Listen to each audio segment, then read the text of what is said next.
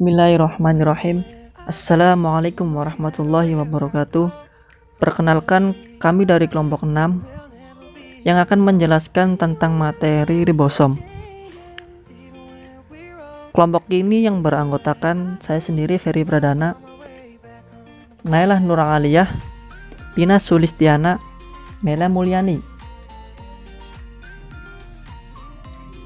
Sel adalah suatu unit struktural dan fungsional terkecil penyusun makhluk hidup. Saya rasa definisi ini atau pengertian ini agak sedikit sederhana. Maka dari itu, saya akan menyederhanakan pengertian sel menjadi satuan terkecil penyusun makhluk hidup.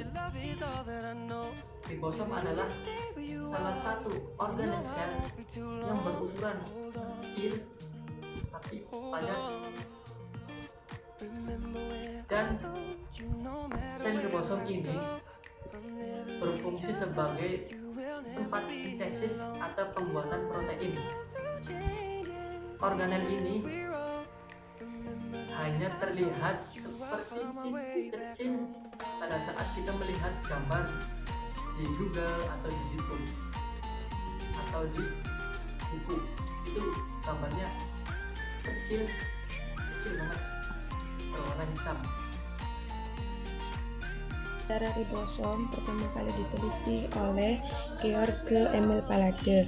Pertengahan tahun 1950, ilmuwan asal Romania menggunakan mikroskop elektron.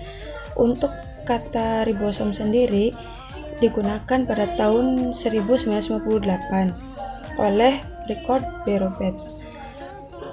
Ribosom berasal dari bahasa Yunani, yaitu badan dan asam ribonukleat.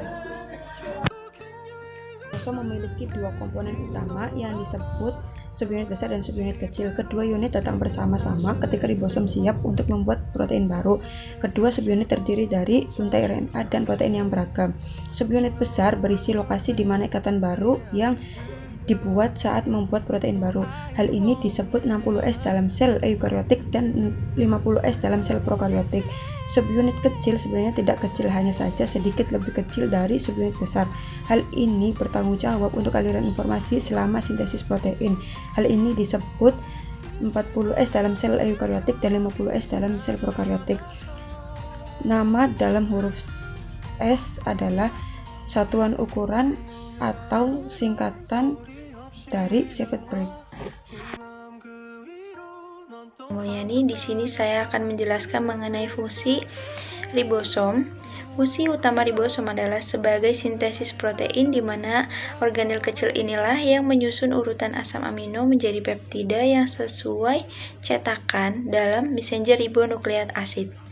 Ribosom merupakan salah satu organel sel yang penting yang berfungsi sebagai sintesis protein, sedangkan mitokondria berfungsi sebagai pembangkit tenaga listrik sel untuk memproduksi sebuah energi. Ribosom juga dikenal sebagai tempat terjadinya sintesis protein di dalam sel. Pada umumnya, fungsi ribosom memiliki dua fungsi yang terdiri dari yang pertama, sintesis protein, dan yang kedua ada translasi. Kita bahas yang pertama terlebih dahulu mengenai sintesis protein. Tugas utama dari ribosom adalah untuk membuat protein untuk sel.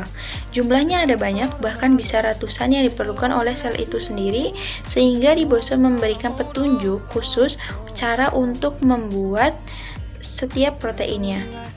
Hal ini datang dari inti dalam bentuk RNA, mRNA atau messenger ribonukleat asid, yang memberi pesan secara khusus dalam bentuk kode-kode yang bertujuan agar ribosom dapat mengetahui bagaimana membentuk sebuah protein.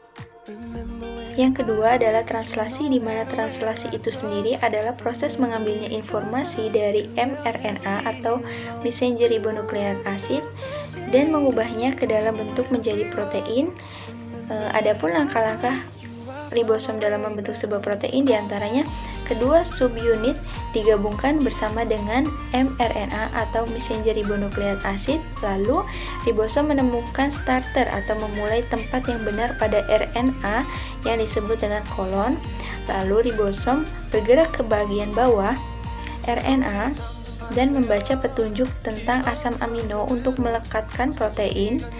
Nah, setiap ketiga huruf pada RNA itu adalah asam amino yang baru. Lalu, ribosom akan menempel pada asam amino untuk membentuk dan membangun sebuah protein, dan yang terakhir, ribosom akan berhenti membentuk sebuah protein ketika sudah mencapai kode stop.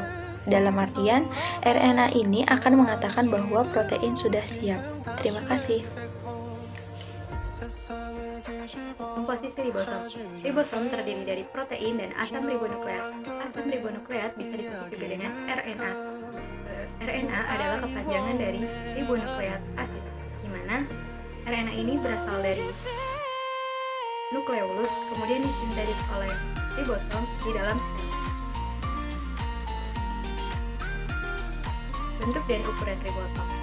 Seperti yang kita lihat pada gambar yang di atas, yang sudah dijelaskan oleh teman saya, ribosom biasanya berbentuk titik-titik saja di dalam setiap gambar.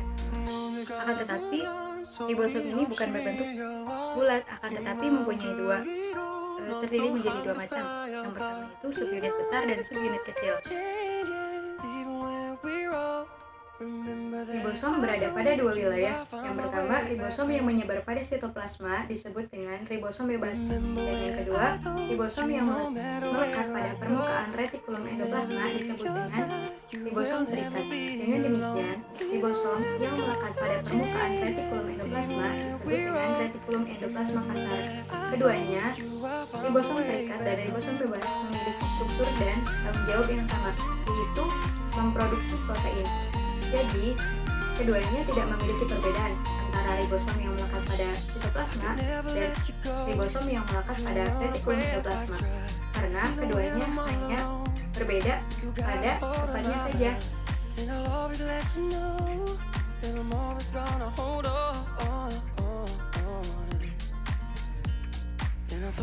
Sekian materi yang dapat kami sampaikan. Apabila dalam penjelasan materi terdapat kata-kata atau penjelasan materi yang kurang berkenan di hati,